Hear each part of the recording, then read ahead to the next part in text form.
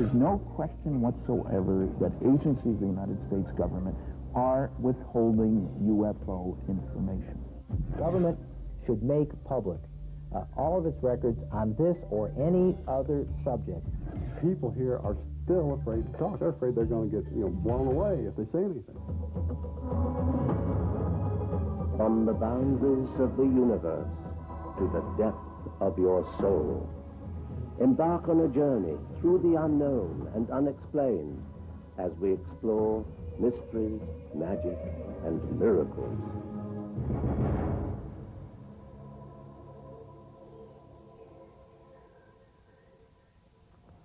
Hello, I'm Patrick McNee. For those who studied the phenomenon of UFOs, the question isn't whether they exist or not, it's how much the government knows about their existence. The answer? Probably a lot more than the government admits. In 1947, something crashed in a remote part of New Mexico. After a rancher brought pieces of the wreckage to the Roswell Army Air Base, an official press release stated that it was a flying saucer. Within hours, however, the story was changed. The public was told a mistake had been made, and the crashed object was nothing more than an ordinary weather balloon. Despite testimonies of scores of reliable witnesses who have since come forward, the official stand today, nearly 50 years later, is still that it was just a military weather balloon. A new Air Force investigation announced its findings just weeks before this broadcast. It wasn't a UFO. That's what the Air Force is saying after an 8-month investigation of a crash near Roswell, New Mexico. A crash that occurred 47 years ago. For years, there have been stories passed along by the residents that what the Air Force called a weather balloon was really a UFO, and that there were extraterrestrials on board. The Air Force tracked down people, combed archives, and even sent some old news photos to the CIA for analysis. It concluded what other government agencies had concluded for many years. There was no conspiracy to hide the truth. The amount of dissenting opinion is almost overwhelming among those who have investigated the incident and those who were witnesses. Don Schmidt, author of UFO Crash at Roswell, has painstakingly researched every angle of the Roswell story, including the notion that the Army misidentified a weather balloon as a UFO. The first press release that it was a flying saucer, and 6 hours later, we're sorry, ladies and gentlemen, there's no threat. There's nothing to be up in arms about. It's just a radar reflector device, constructed of foil, balsa wood, and baling twine. Now, even the rancher would have recognized the baling twine, certainly, and the rest of the material very conventional. And the very idea that the rancher, the sheriff, the deputies, the intelligence officer, the base commander, the counterintelligence officers, the engineers at Roswell, nobody could identify foil, sticks, and baling twine until General Rainey examines the material, and it's just a weather balloon. The question is, which press release is the true story? We have over 500 witnesses testifying through sworn affidavit or video deposition that what was recovered out here at this site and at the debris field site just 40 miles from here was not manufactured on this earth. Bob Shirkey is one of those witnesses. As an Army pilot stationed at Roswell, he got a close look at some of the recovered material as it was loaded onto a plane. He remembers the report that it was a flying saucer. The very next day, there was a recant from 8th Air Force saying that it was a weather balloon that was found and not an unknown object. All I can say to that is that we had weather balloons in base operations because the weather station was there also.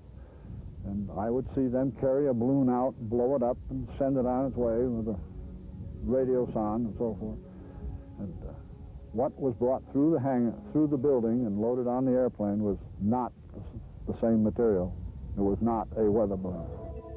One important figure to express skepticism over the continuing balloon story is Congressman Stephen Schiff of New Mexico. His office has initiated its own investigation into the case. He believes official records pertaining to Roswell exist and that these should be made available to the public. Can you imagine probably the best bomber group in the Army Air Corps saying that a weather balloon was a flying saucer? That would have been quite an embarrassment, and there should be some documentation of that going back and forth in Air Force, then Army Air Corps channels about how could this happen? You know, how could we make such fools out of ourselves if that is in fact what occurred? And I've asked the General Accounting Office to look for that documentation. I've also suggested they look at something else. There seems to be no doubt that these materials, when picked up, don't seem to have been treated like they were parts of a weather balloon. In other words, it seems to be uncontradicted that these materials were flown out of New Mexico under armed guard by military police. Now, weather balloons are not normally shipped under armed guard, so I've also suggested they look for the records as to who issued instructions suggesting that these materials be guarded at gunpoint. That is not how you'd normally see a weather balloon transported. Public interest in the Roswell case has reached an all-time high as interest in UFOs in general is rising. Walter Haut was the public information officer at Roswell, whose job it was to issue the official flying saucer press release. Haut's Army experience with public information and UFOs has been called upon more recently. A couple of years ago, he and some partners opened a non-profit UFO museum in Roswell to satisfy a growing curiosity on the subject. Radar and visual presentation from all 50 states. Several months ago, the Showtime cable network aired a special 2-hour movie about Jesse Marcel, the intelligence officer sent to investigate the crash. Here, the Major, played by Kyle MacLachlan, arrives at the debris-strewn ranch belonging to Mac Brazel, played by Dwight Yoakam.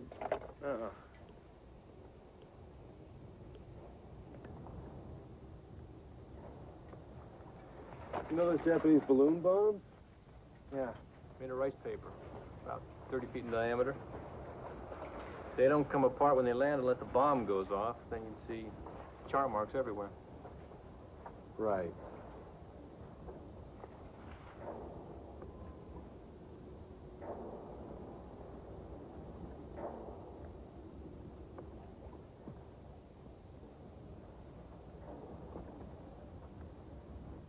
Was this gouge here before? Nope. All right.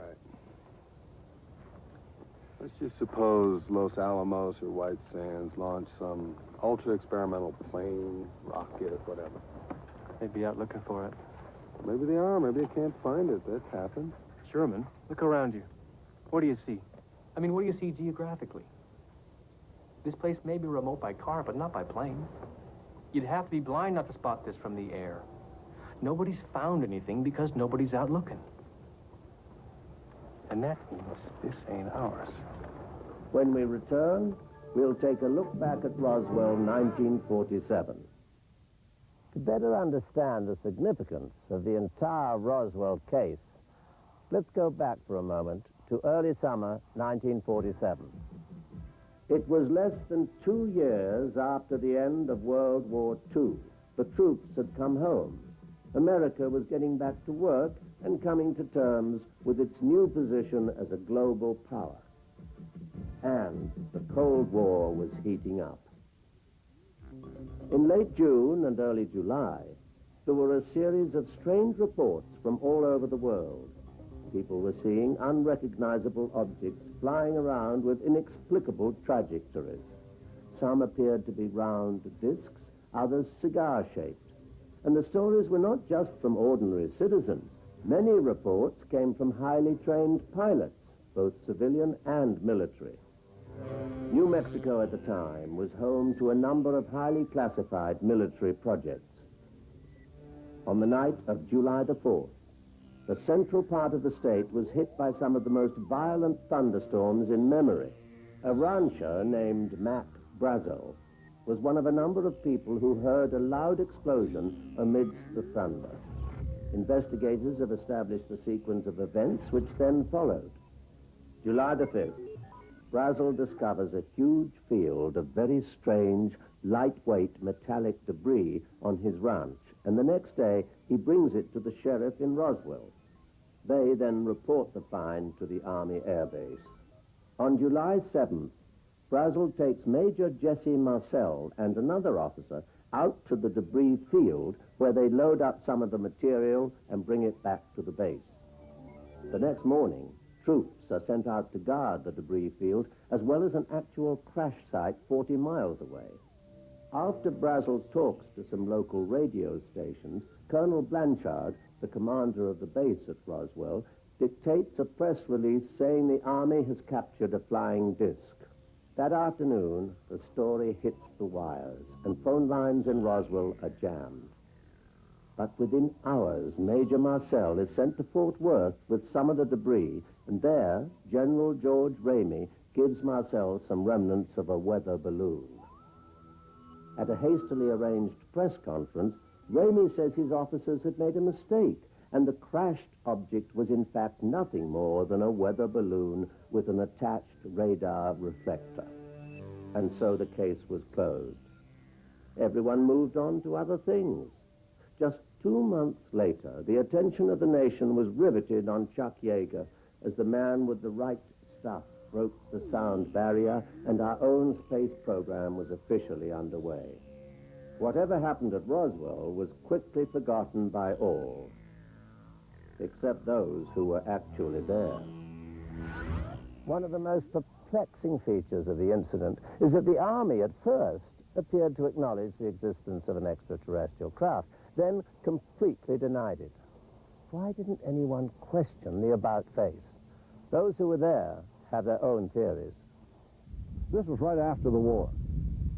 I say right after, it was a year and a half, but even so, everyone who'd been in the service during the actual war period had been always told, don't talk to anybody, don't tell them what you're doing, et cetera, et cetera. I think you've got to take a couple things into consideration. The 509th was a very highly classified organization. They were the only ones in the world capable of handling and delivering an atomic weapon. If you didn't have a need to know, you didn't ask. I was a bombardier, amongst other duties.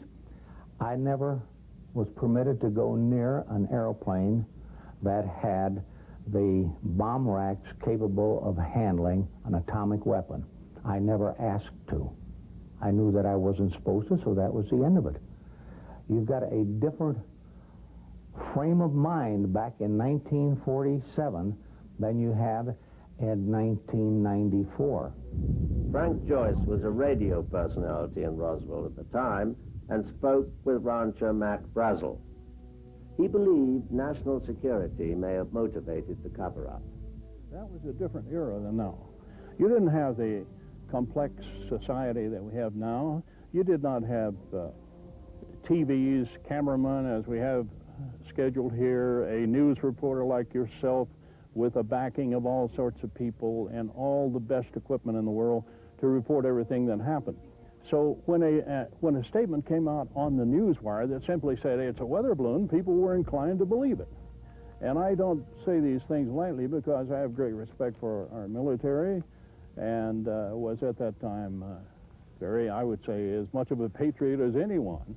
And as I said, given the mindset of people at that time, if you told me it was something of national security, I wouldn't talk about it. Times were indeed different in 1947. This was before the era of Vietnam. The 60s and Watergate had not happened, nor the recent savings and loan scandal.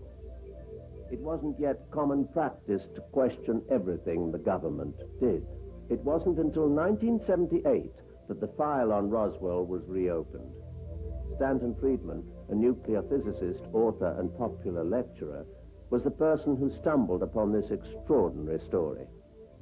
In the course of my lecturing, of course, because I take such a strong stand, the lecture is flying saucers are real.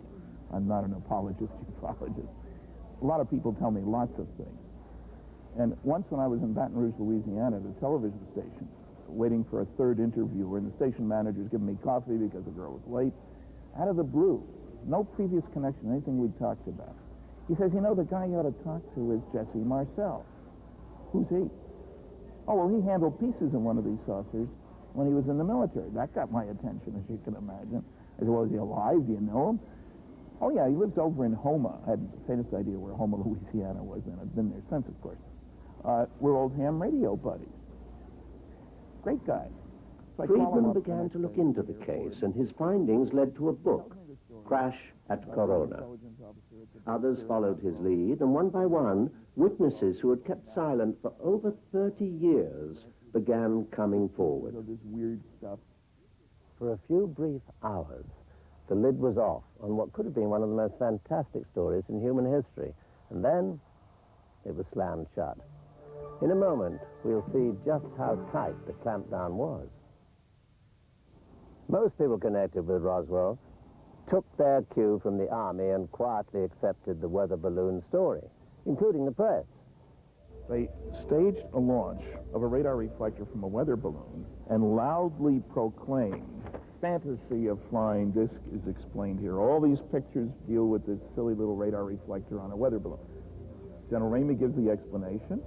Next day, they stage the launch. The media are there. It goes out on the wire. And that was the end of the flying saucer craziness. Those who asked questions were told quite directly, don't. The first release, all that material was taken out. Some of it, I understand, got into papers in other parts of the country off the original release. But I spent about 15 or 20 years not knowing whether that was true or not, because this story was really hushed up. I mean, it was shut up entirely.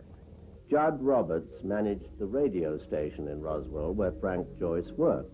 He recalls that dropping the entire story wasn't a request, it was an order. I had a call from Washington the next day, right after the news deal had come out, and saying that if we put anything on the air at all, that they were monitoring us, and if there was anything on the air at all, frankly, they'd pull our license. He wasn't talking about a hearing or anything. He said it'll be canceled not later than tomorrow morning. There are many reports of witnesses being threatened or bullied, or in the case of military personnel, being shipped off to remote locations, all to keep the lid on this story. Nobody knew about this site except some of the civilians involved, and they were actually threatened into submission. The military went to their homes, they sequestered them at the base and reinforced their oaths of secrecy with physical threats. In other words, you will come to bodily harm if you ever say a word about this. When people like Stanton Friedman, Don Schmidt, and others went to federal agencies and began probing, one thing they found was that the U.S. government was anything but cooperative with information. Back in the late 70s, went after the CIA, everybody's favorite target, you know. We want all your UFO information. We don't have any UFO information. You do too. We do not. We appeal. They deny. We go to court. The judge says, do a search of your files, gentlemen, at the CIA. They come back, oh, we found 900 pages of UFO information. After saying they had none, you understand. I naturally filed with the CIA for their 23 UFO documents. They're supposed to respond in 10 working days. That's pretty quick, and you know what's going on. 35 months later, they responded. They agreed to release the first 9. I was ecstatic until I looked at them. We're talking 23 documents, 9 is pretty good. They were press abstracts of Eastern European newspaper articles about flying saucers, which the Russians had the day they were published. Their own 14 documents they withheld. They tried to discourage me from appealing. I appealed. 2 years after that, so it took me 5 years, they agreed to release tiny portions of 3 of those documents. This is a released CIA UFO document. Very informative. There are about 8 words or so that you can read there, none of which tell you anything. Though official information is tough to come by, investigators press onward, inspired perhaps by increasing public curiosity. As time goes by, Public interest seems to be anything but diminishing. In fact, it's just the opposite. There appears to be a growing desire by citizens to get whatever information the government has on Roswell. The popular scientific monthly, Omni magazine, recently featured a Roswell declaration in which readers were invited to join the petition for any information the government may have. There is an ever-growing pile of books, articles, and videos relating to Roswell. It's clear that people want to know. So the question is, why are they still withholding all this information? Why the cover-up after all these years? If you had some sort of a national security situation, people just wouldn't talk about it. I can't imagine any kind of security need from the year of 1947, which may have been valid then, being still valid almost 50 years later.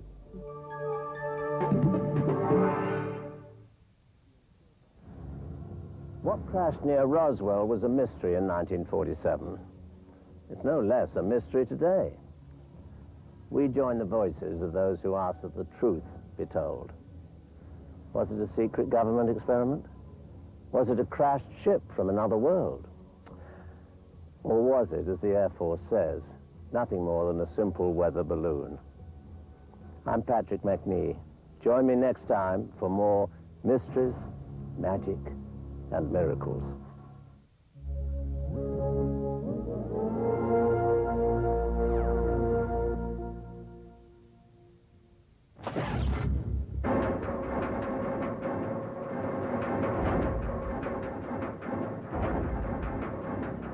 UFOs have been visiting the planet Earth before recorded history. And this goes clear back beyond even the Old Testament, which is dated by Archbishop Usher as 4000 BC. The modern UFO phenomenon, or should I say the modern UFO wave, began in February of 1942 with an incident called the Battle of Los Angeles, in which a UFO actually parked itself over the city of Culver City for a period of several hours, and a photograph of this object actually appeared on the front page of the Los Angeles Times and the Wall Street Journal at that time. And then, of course, the later incidences began to occur with the crash of what we believe to be extraterrestrial saucers outside of Roswell, New Mexico, and then the famous sighting of Kenneth Arnold over Mount Rainier, who coined the term flying saucers, which is where we get the term flying saucers today. UFO sightings have taken place over major cities and in full view of many, many people. For instance, the one that was taken over San Francisco, California. We have pictures of UFOs that were taken in formation, if you please, over Washington, D.C. And then there were some over Baltimore. There were some over Miami, Florida. Some over Chicago. Some over New York City, seen by many, many people. Only these particular sightings, for some reason, did not make the front pages. Since the sightings in Mexico City began, we have actually had more mass sightings by more people. A pair of rather large flying saucers actually parked themselves over Mexico City, were videotaped from hundreds of different locations, and were witnessed by close to 27 million people. Gulf Breeze, Florida is particularly hot right now. Fife, Alabama. There are areas in Wisconsin which are very, very rife with activity. Just recently in the media, there have been places in Michigan, along the lakes there, along Lake Michigan, on the eastern shore of Lake Michigan, in which there's been a mass amount of activity. For many years, there was activity at a place called Area 51, which I personally had blown the lid off of and investigated, and I believe a lot of that was military activity, and I believe it was moved in the early part of 1994. One of the hot spots on the desert as far as UFO communication and landings and sightings are concerned seem to be the high desert area in Giant Rock, right near Yucca Valley. That seems to be a place where people congregate by the hundreds, and they do see some strange things out there. Another place is on the edge, which is called the mailbox area of Area 51, not too far from Las Vegas, Nevada. You will see things in the sky that defy human imagination. By about 1986, 87 or so, there started to be some very unusual things that were spotted around that area, which led us as researchers to begin to investigate this wave of UFO activity. And it got to the point of where I could take a group of people out there, and we would camp out by the fence just on the other side of the border of Area 51 and basically see flying saucers flying virtually on a timetable basis every Wednesday night from about 6 p.m., 6:30 p.m., or whenever the sun would set until about 9:30 or so, and then starting up again about 4:45 a.m. Thursday morning the next morning. In the files of the National Investigations Committee, we have quite a few reports on the famous Roswell, New Mexico sighting.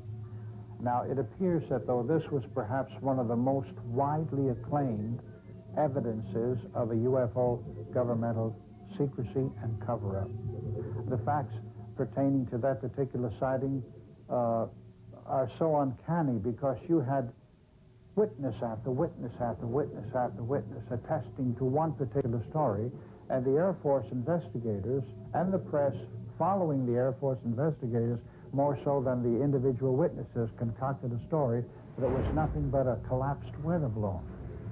Following the rules of evidence, there is no doubt in my mind nor in the minds of any individual with an ounce of brain who reads the report exactly as it happened as opposed to the report of the cover-up.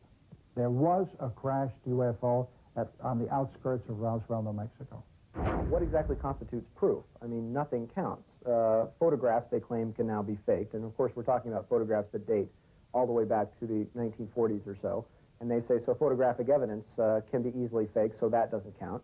Eyewitness testimony doesn't count, even though the eyewitness testimony comes from presidents, popes, prime ministers, generals, police officers, individual that we trust with our very lives, firemen, et cetera, but their testimony doesn't count. Videotape doesn't count, simply because, you know, supposedly that too can be faked. Film doesn't count. Top secret government documents don't count because they can all be forged. So my challenge to them is what exactly counts as proof? If you wanted to prove the existence of UFOs in a court of law, it could be done relatively simply. But the fact is that you have the various UFO debunkers who would much rather attack the reputations of the people who saw something rather than actually dealing with the evidence. You can go out to the desert or out to any place that's completely void of the bright lights of any given city, and you choose yourself a certain frame within that framework and look at the sky and keep watching the sky, you will invariably see strange lights. By strange, I mean multicolored lights, and they'll move sometimes in a zigzag formation, sometimes in a straight line, and they're not stars, and they're not satellites, because satellites have an established pattern, and so do stars, unless they're falling stars. But usually out in the desert area, you can choose and watch, and something up there out of the ordinary will occur. Crop circles are mysterious formations that appear overnight in fields throughout the world. Without being broken, tall corn or grain stalks spiral outwards in beautiful patterns.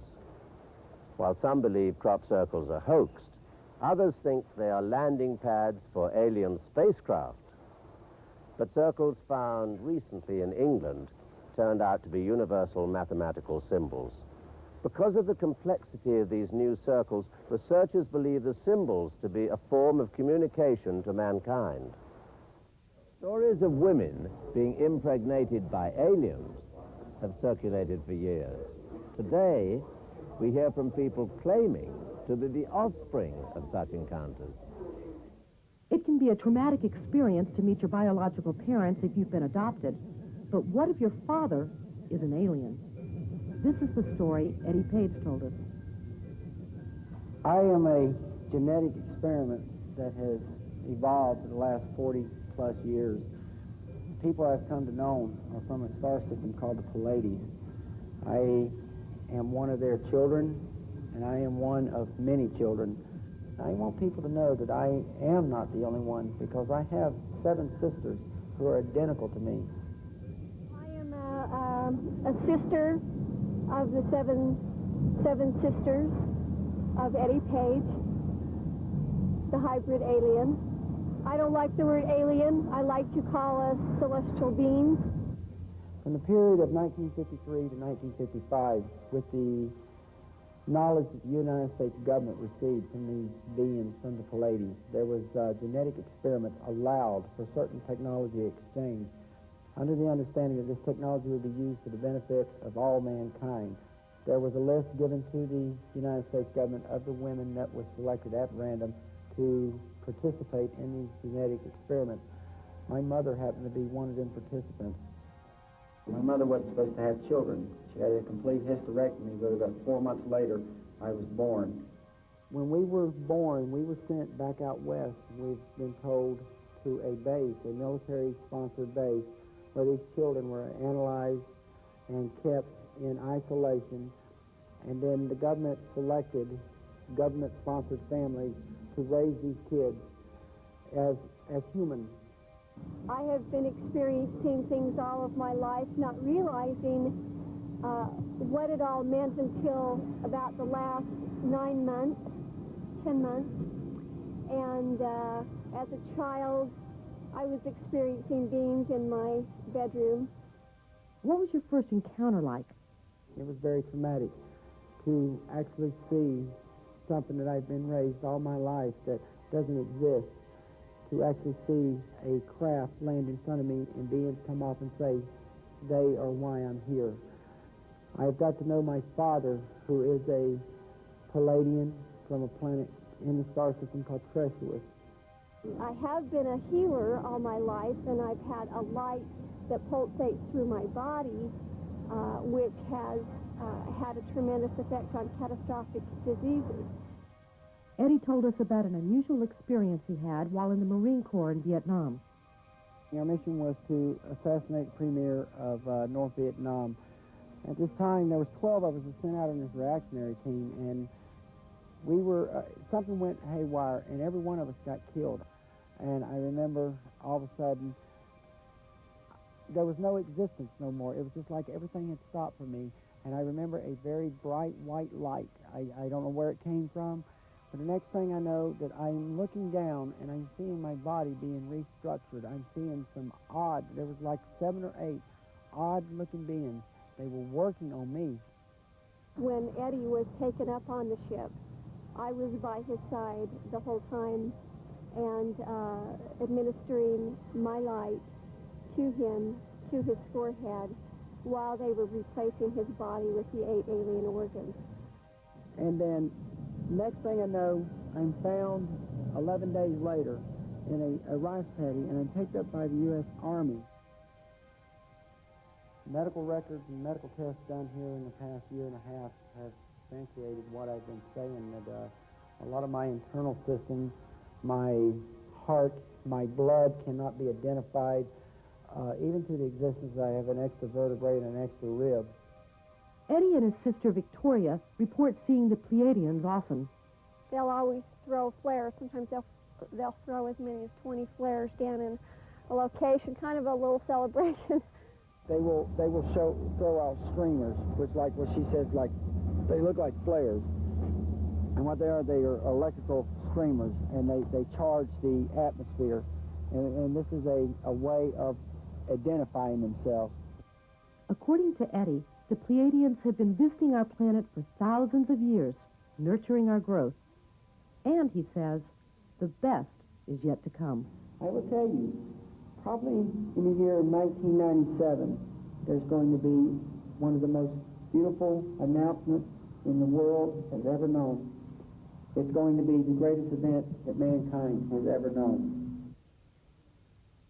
The search for unidentified flying objects is one of the most popular pursuits of our time. There are more reports of UFO activity today than ever before. Are we alone in the universe? Have other beings visited our Earth? And has the government hidden the truth from us? The interest in the subject keeps growing. We went to Bob Brown's 4th Annual International UFO Congress. One of the questions asked was, is the government covering up what they know about ETs and UFOs? The governments have got their ways of keeping their secrets, as many secrets they've been keeping for years and years and years, which the public probably will never ever find about. They've got their ways of suppressing people, but I think the biggest thing they ever did was create the aura of ridicule around the subject. It was a wonderfully orchestrated thing where people who lived in worked in responsible positions and this kind of thing because of the ridicule syndrome that went with this thing, they were in imminent danger of being branded lunatics and losing their positions. Anybody who talked about the subject was branded an idiot. But of course that only went for so long, and after many, many more people started to have encounters and experiences, sooner or later this thing was going to surface, and that's precisely what it's doing at this moment in time. I was fortunate a number of years ago to have a cosmic top secret clearance when I was at Shape NATO. That clearance allowed me access to the Shape NATO study that they did from 1961 to 1964. And at the completion of that 3-year study, they concluded that we were not alone. We'd probably never been alone. That we were being visited, surveyed, studied, or some program of some kind was underway by several, and I want to repeat, several high-technology extraterrestrial civilizations. The impact of that alone on me was kind of earth-shaking. They determined as a result of their 3-year study that there did not appear to be a military threat involved, which was basically the primary purpose of the study itself in the first place. Daniel Sheehan is the well-respected lawyer who broke the Karen Silkwood case and exposed the Iran-Contra scandal to Congress. He told us that President Carter asked Marcia Smith, head of the Science and Technology Division of the U.S. Congress Research Office, to find out about UFOs. She began to prepare the data, was given access to both unclassified and some classified data to prepare her report. And it was on the basis of this analysis that she did and supervised out of the Congressional Research Office that she came to the official conclusion that there was 1 to 2 other intelligent, highly developed civilizations within our galaxy, other than our planet. Now, that was a fairly extraordinary finding, but it exists on the record as an official finding of the Congressional Research Office, and it was communicated to the Congress and then to the President. At that point, nothing more was done to release the information officially to the American public. But the public's not buying. Jose Escamilla shoots video of UFOs 10 hours a day, every day. He sees them at Midway, a small community close to Roswell, New Mexico. We recently captured a V formation of about 32 huge, 50-foot in diameter dome objects that are flying in formation. And beyond a doubt, they're not geese. There's nothing that suggests a neck or wing flutter. We have 800 hours of daytime footage of UFOs, anywhere from 1 to 100 per day. And for that to happen so blatantly and in broad daylight, I think that's definitely something behind it. What I consider to be profound is when you see something in the sky that is of extraordinary proportions and is sitting there, and it's circular, and it's just sitting there. You think it's a balloon, but then you look at it and it starts gliding, you know, and then you see other things just flashing by at extreme speeds, and you're saying, are my eyes playing with me, or do I get sky blind, or what is that? And this thing just moves and glides effortlessly. And then when you go back and see it on tape and you go freeze frame and you see hundreds of other objects around that you didn't see with the naked eye, that's very profound to me.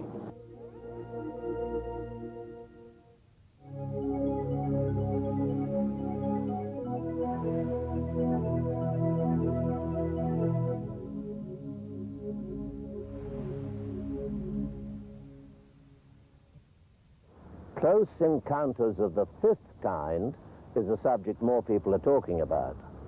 But not everyone believes stories of contact or abduction by extraterrestrials. Are they made up, or are some people really communicating with beings from another dimension? Not shaken by such experiences, 2 men have turned theirs into careers. Artists from different eras have depicted images from people to impressions to dreamlike visions. Modern-day artists are filling a void in the art world. They're creating what extraterrestrials look like.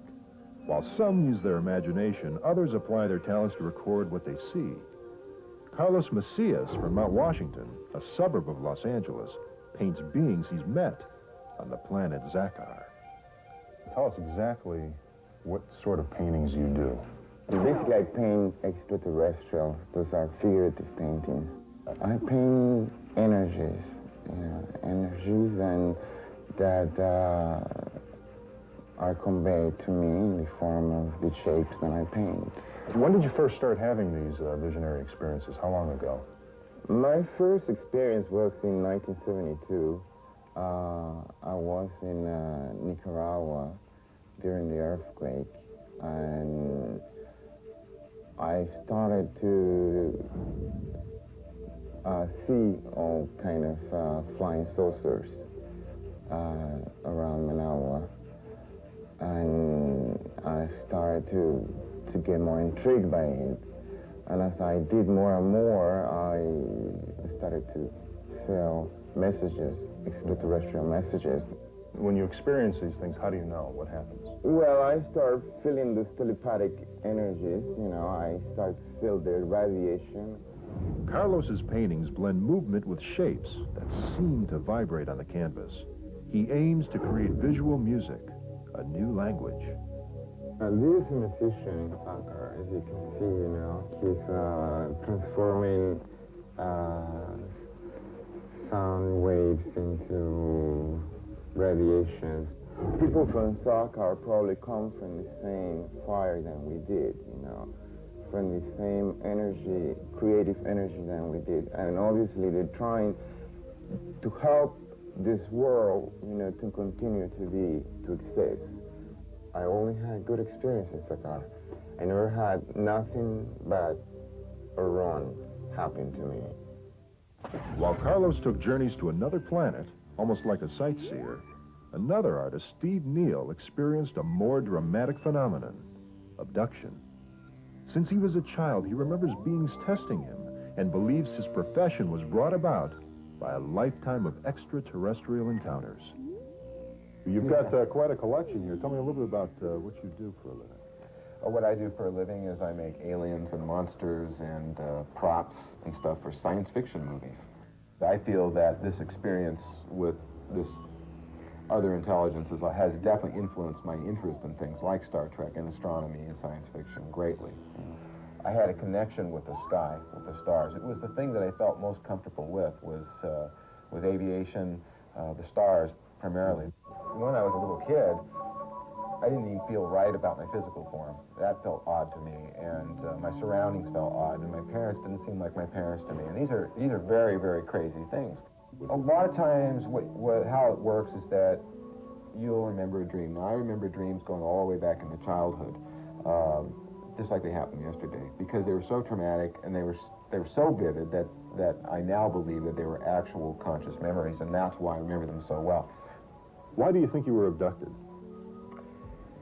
Well, that's always a difficult question to answer.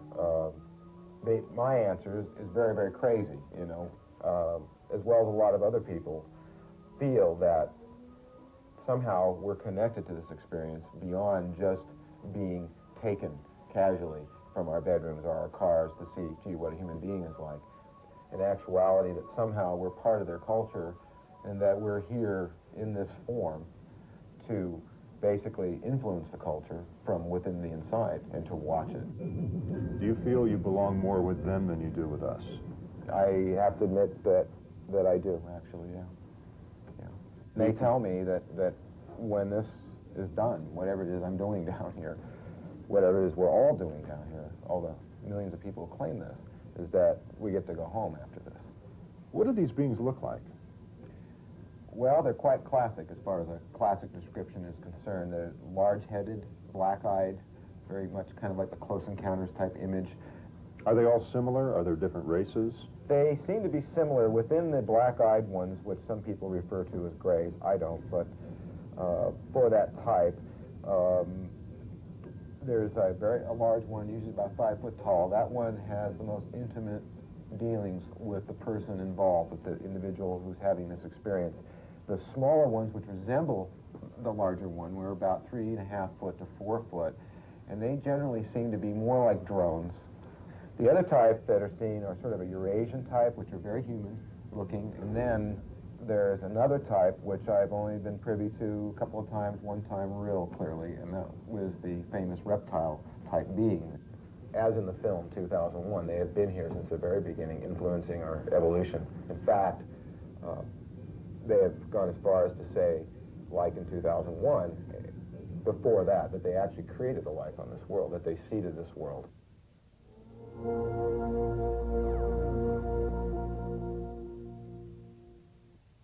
Mysterious formations in the crops have baffled people for years. It seems that the more we learn about crop circles, the more questions arise about them. Crop circles have been sighted in various fields around the world since at least the 1960s. To find out more about these strange patterns, I spoke with Ilis, the national coordinator for the Center for Crop Circle Studies. First of all, can you tell me, define for me, what is a crop circle? A crop circle basically is crop or vegetation that is bent over unnaturally. It's basically laid vegetation swirled into a pattern which on the ground is not visible, but it is visible from the air. As a member of the research team, Peter Sorensen videotapes crop circles in England. He described what some of the patterns look like. This is very typical of some of the early crop circle designs that we had. For the first 10 years or so, there was nothing but just circles. And then there began to be patterns of circles, and then there were circles with rings around them.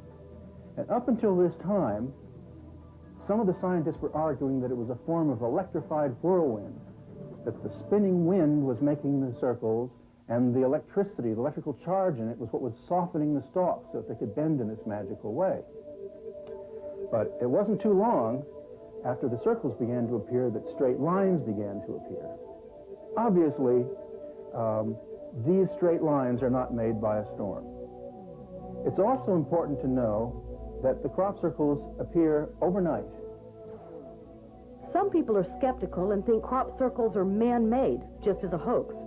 So how can you tell if a crop circle is real?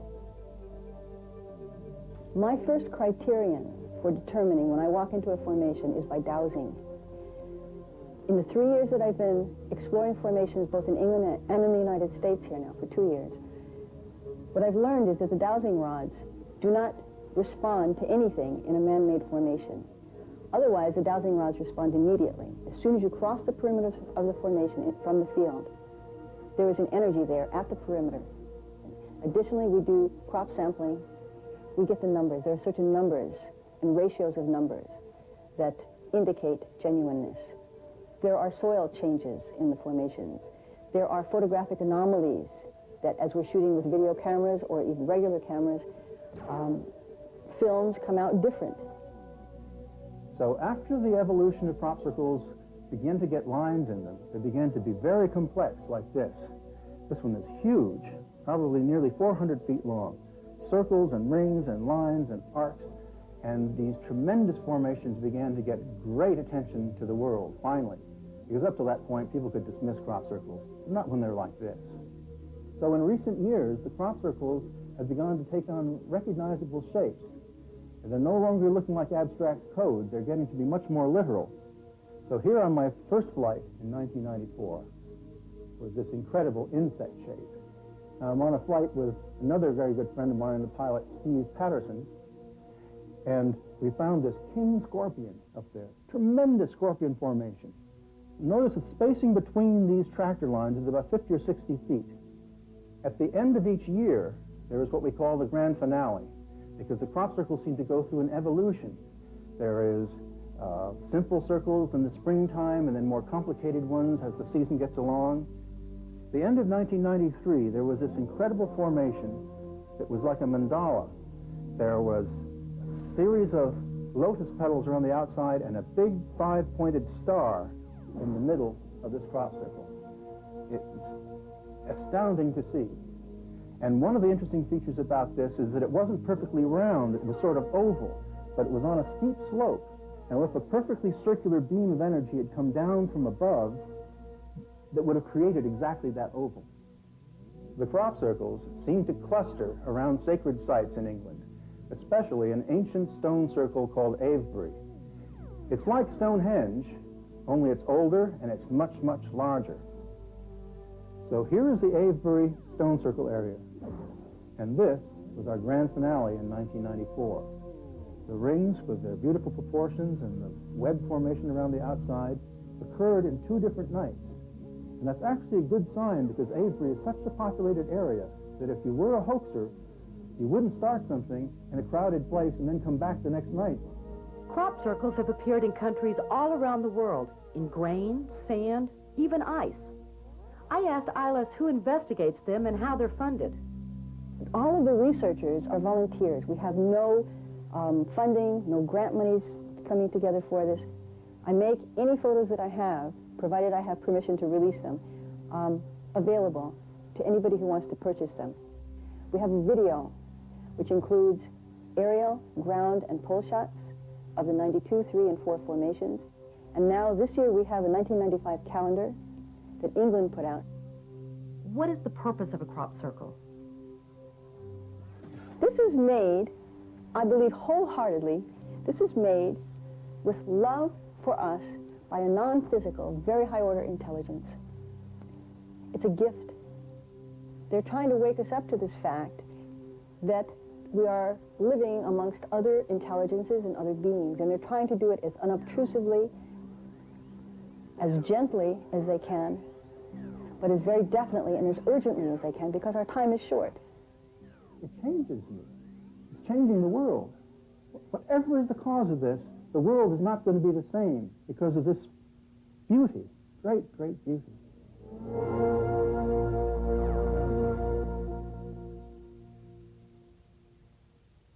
The United Nations promote peace and unity between the countries of the world.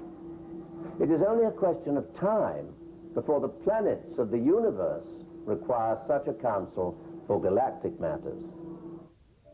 Who are we, and what is our role in the universe? Planet Earth is part of a great cosmic drama, and our journey to become part of another galaxy has already begun. Sheldon Neidl and Peggy McConnell have made it their mission to guide us through this journey. They claim to represent planet Earth in the Galactic Federation. The Galactic Federation is a group right now over just about 200,000 star systems and star leagues whose sole process and purpose is to bring light into this galaxy.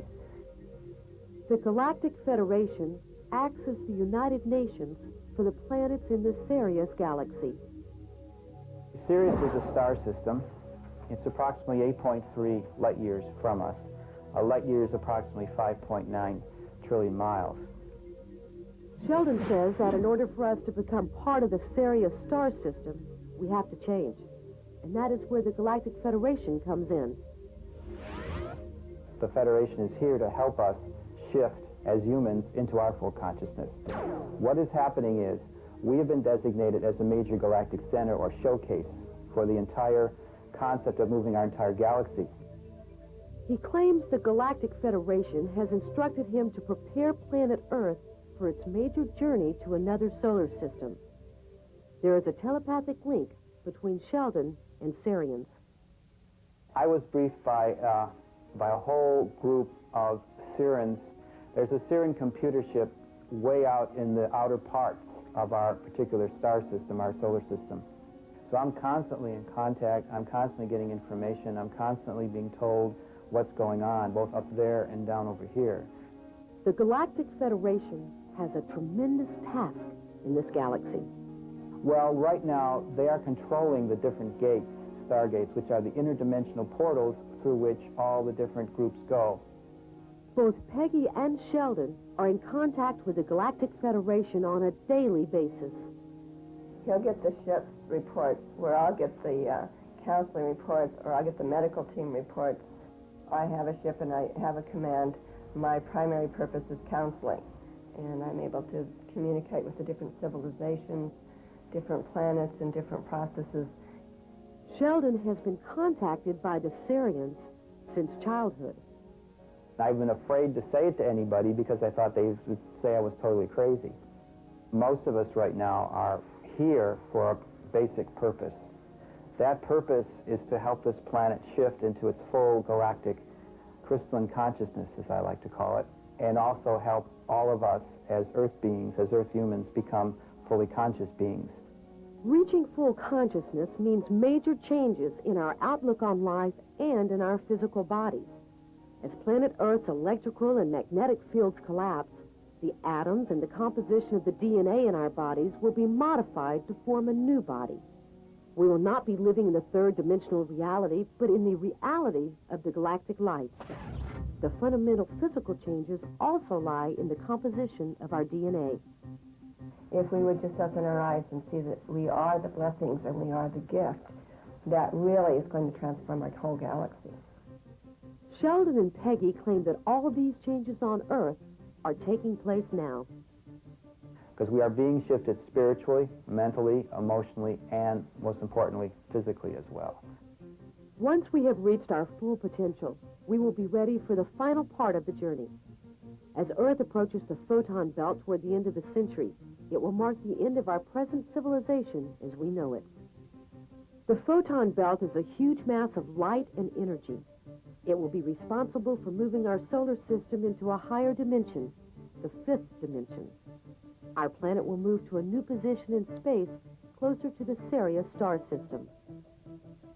Then we will be in a wholly new set of spatial relationships. Once our planet has shifted to the new position in space, we will become part of the Sirius star system. The Sirius galaxy is said to be a number of civilizations together, most of them looking like us in physical appearance.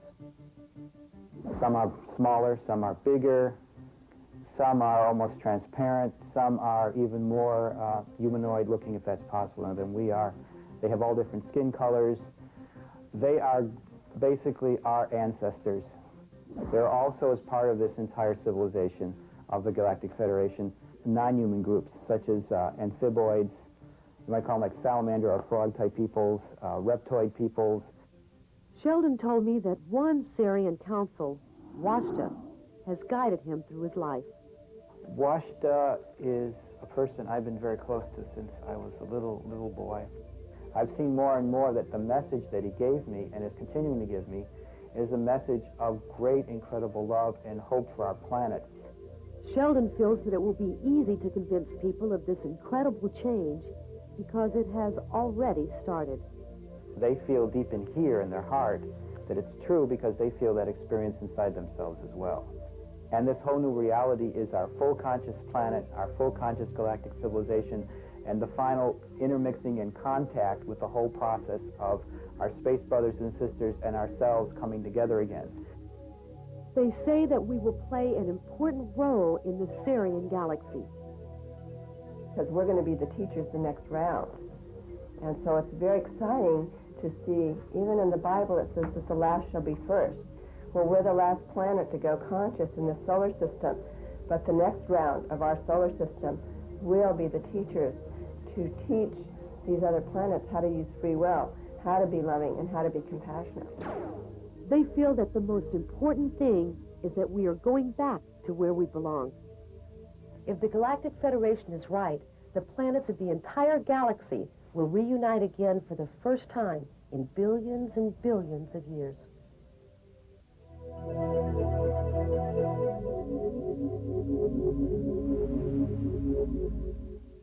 We're constantly discovering new, intriguing insights about our water friends, the dolphins. Their intelligence is often described as that of a higher being, and it is even said by some that dolphins may be our link, the messengers to other life forms in the universe. Dolphins and whales. The ocean is their playground, and myths and tales about their extraordinary abilities have been proven to be more than pleasant fantasies. People claim that dolphins and whales are here for a purpose, that these sea mammals possess the answer to questions about mankind and the universe. Everybody is intrigued by these graceful, friendly mammals. A few people have made it their lifelong mission to explore the existence of dolphins. Tricia Lamb-Fauerstein is one of these people. One morning in December of 1992, I woke up and I was suddenly overwhelmed with the need to learn everything I could about dolphins and whales. What Trish experienced is known as the call of the dolphins. It can happen through a dream, in a vision, or simply out of the blue. There is no explanation. Only if we could accept that dolphins and whales have an ability to communicate on a level that is beyond human comprehension. There's a lot of channeled information that indicates that dolphins and whales came here from Sirius. Some say that they were godlike beings on Sirius and that they came to this planet to colonize it and take care of it. One of their many functions on Earth is believed to be that of record keepers. Whales and dolphins were sent here to store the history of this planet, of humans, of dolphins and whales, and all other beings. Interaction between humans and dolphins has shown mysterious healings in humans with emotional problems like depression, fear, pain. People are stunned by the cases where disabled and autistic children improved greatly after spending time with dolphins. With their sonar abilities, they can actually see into your body. They can detect problems, imbalances in your energy field, and then they beam back a frequency that helps to bring you back into balance. Another function they have is interdimensional travel or intergalactic travel. Supposedly dolphins and whales can take on their light body and travel anywhere in the galaxy or to any dimension they want to. With the capability of interdimensional travel, it is said that dolphins transport humans from this realm into the afterlife. As record keepers, guides, and healers, the purpose dolphins and whales have seems never-ending.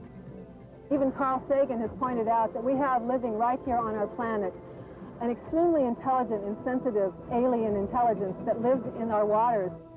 If this is true, maybe dolphins and whales are introducing us to new ideas and possibilities. What started out as a weekend outing turned into an unexpected adventure for Steve and Sandy. It involved the sighting of a UFO. The difference is that dolphins played an enormous role in their experience. One evening, they decided to go to a campsite on a hill, close to a remote stretch of the beach. And it was pretty late when we got there, so no one was around. And we hiked up a little bit farther to see the view of the ocean. Finding the perfect spot, they decided to settle down for the night. We were relaxing, talking, and looking at the ocean from the mountain. And I thought I heard something. Do you hear that? Yeah, I was wondering if it was just me hearing noises. It's getting louder. What do you think it is? It sounds like dolphins. Dolphins? It seemed like they were talking to us and they were trying to tell us something, what we didn't know at that time. Yeah, and I grew up around here and we always heard them cackling. And the strangest thing ever happened. What is it? I don't know. We saw this huge ball of light, reds and blues, and the light was glistening right over there on the water, right where the dolphins were swimming. What is it, Steve? Jeez, I don't know. What is that thing? And you know, first we couldn't believe what we saw. Let's get out of here. Yeah, let's get out of here. It really freaked us out, and we just sort of stared at it. You know, and then the panic set in of what was happening. Steve and Sandy told us that it would take them a long time to accept what happened to them. Even today, they are still very reluctant to share their experience with other people. I don't know. Everyone's heard of strange encounters. And people say that dolphins are a higher intelligence being. But all I know is what I saw. Steve and Sandy truly believe that the dolphins were connected to the UFO they saw, as if the dolphins wanted to prepare them.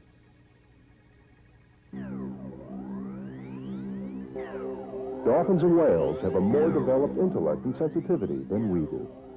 There's a lot of things about us that make us far more like dolphins than we are like primates, say, who are supposed to be our ancestors. We don't have hair. We perspire and sweat. None of the other primates do. We have a layer of body fat. So there's lots of indications that we were once water beings and may have a common ancestry with the dolphins and whales.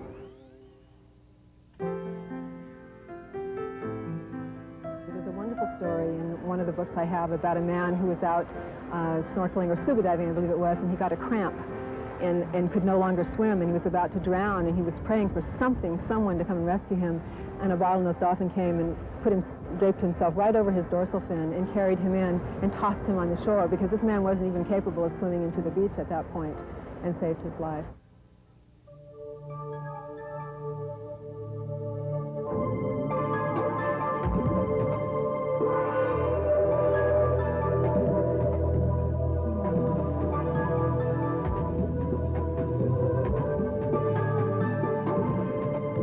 Whatever dolphins and whales represent, we are constantly reassured by their harmonious presence.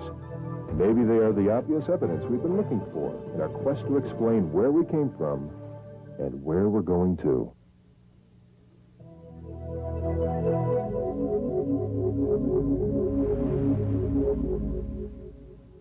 In a recent episode, we investigated the possibility of a UFO cover-up in Roswell, New Mexico. The theory that a UFO crashed in this desert community has sparked heated debates for half a century. The United States Air Force issued this official response. All evidence dismisses the possibility of an airplane crash, a missile crash, a nuclear accident, and an extraterrestrial craft. There is no evidence in the military hierarchy in the July 1947 message traffic, including classified traffic, that would suspect an unknown alien spacecraft had crashed in Roswell. The daughter of W.W. Brazel, the rancher who discovered the wreckage, states that the debris looked like pieces of a large balloon with broken pieces of wood, resembling kite sticks attached to whitish tape with flower designs. The wreckage at General Ramey's press conference showing a balloon was in fact the actual debris from the crash site and not a substitute. The United States Air Force has officially closed the Roswell incident for good. But with any good mystery, many will continue to wonder who done it.